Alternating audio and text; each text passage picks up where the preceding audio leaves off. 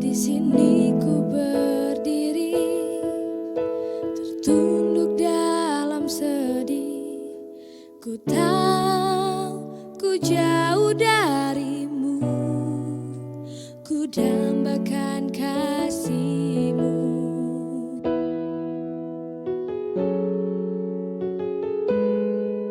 Ku ingat waktu itu, tersenyum Kau memelukku. Ku rindu saat bersamamu. Ku ingin kembali padamu.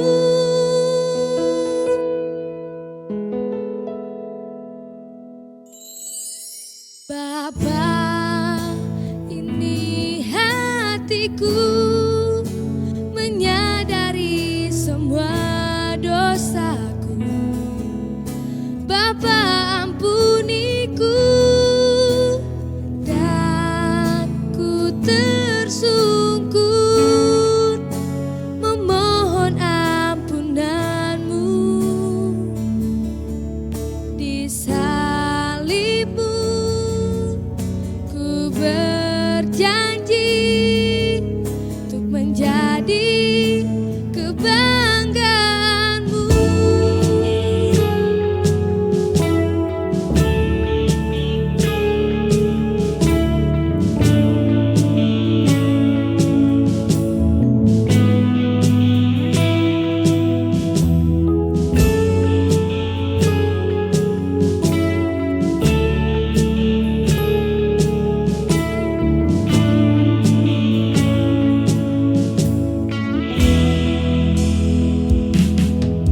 Di sini ku berdiri, tertunduk dalam sedih.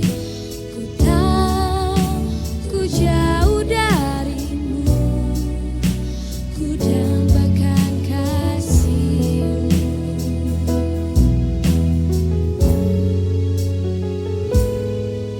Ku ingat waktu itu, tersenyum Kau memelukku. Ku rindu saat bersamamu.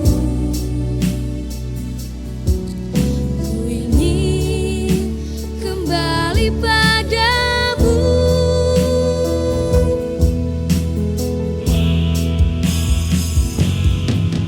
Bapa, ini hatiku menyadari semua dosaku. Bapa, ampuniku dan ku tersungkur memohon ampunan-Mu. Di salib-Mu ku berjanji untuk menjadi kebanggaan-Mu. Dalam Injil Lukas pasal yang ke-15 ayat 11 sampai 32. Di situ ada sebuah cerita yang sangat menarik tentang seorang anak yang meminta bagian haknya kepada bapaknya. Kesalahan anak ini yang dicatat dalam Alkitab bukan pada waktu ia memintanya, tapi pada saat ia menggunakannya. Ia menggunakannya jauh dari kehendak Bapa. Ia menggunakannya tapi jauh dari kasih Bapa. Terjadi satu masa di mana ketika semua uangnya habis, anak ini disebut Alkitab mulai melarat. Bahkan yang lebih menyedihkan lagi, anak ini ketika terjadi kelaparan dalam hidupnya, dia ingin memakan makanan yang diperuntukkan kepada babi. Sungguh sebuah gambaran yang sangat sempurna tentang bagaimana orang-orang yang dulu melayani Tuhan, orang-orang yang dulu ada di dalam rencangan Tuhan yang luar biasa, orang-orang yang ada dalam kasih Bapa, kehendak Bapa, tapi mulai meninggalkan semuanya itu, dia akan disebut Alkitab melarat dan sangat buruk keadaannya. Puji Tuhan, anak ini menyadari kesalahannya dan dia berkata dalam hatinya, aku telah berdosa terhadap sorga dan terhadap Bapa. Anak ini mengambil sebuah langkah terbaik walaupun ketika dia melangkahkan kakinya, dia harus berjalan dengan kepala tertunduk, tanda merasa ia tidak layak lagi.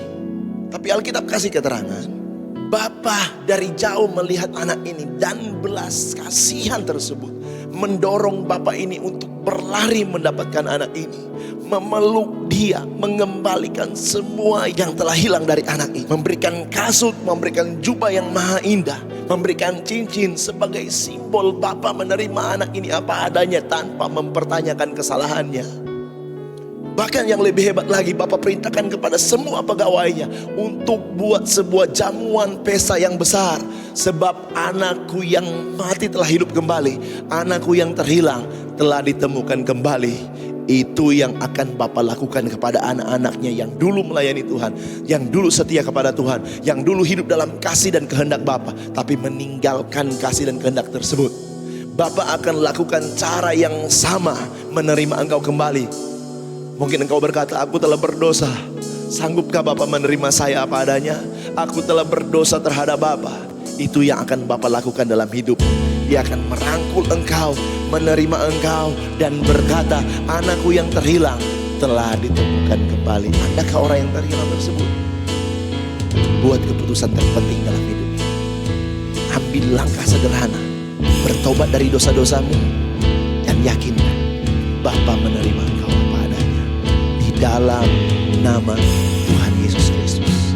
Haleluya.